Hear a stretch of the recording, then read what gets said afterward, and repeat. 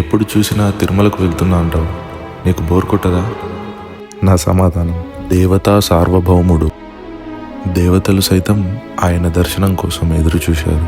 ఎందరో మునులు, మహారాజులు ఆయన దర్శన భాగ్యం కోసం ఎదురు చూసిన వాళ్ళు. తిరుమలకు వెళ్తుంటే, ఆ అలిపిరి మెట్లు ఎక్కుతుంటే, ఆ ప్రకృతిని ఆస్వాదిస్తుంటే, 2-3 క్షణాలు అలా స్వామిని దర్శించుకుంటే, లడ్డూ ప్రసాదం కళ్ళకు అద్దుకొని తింటుంటే మాటల్లో చెప్పలేక కలిగే ఆ ఆనందం, ఆ సంతోషం, ఆ అనుభూతి కోసమే ఆయన దగ్గరకు వెళ్తుంటా.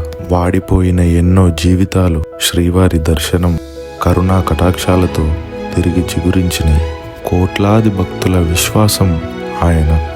అయినా నా స్వామికి నాకు ఉన్న పవిత్ర బంధం గురించి ఎంత చెప్పినా తక్కువే. ఆయనను అర్థం చేసుకున్న వారికే ఆయనంటే అర్థమవుతుంది. ఓం నమో వెంకటేశాయ.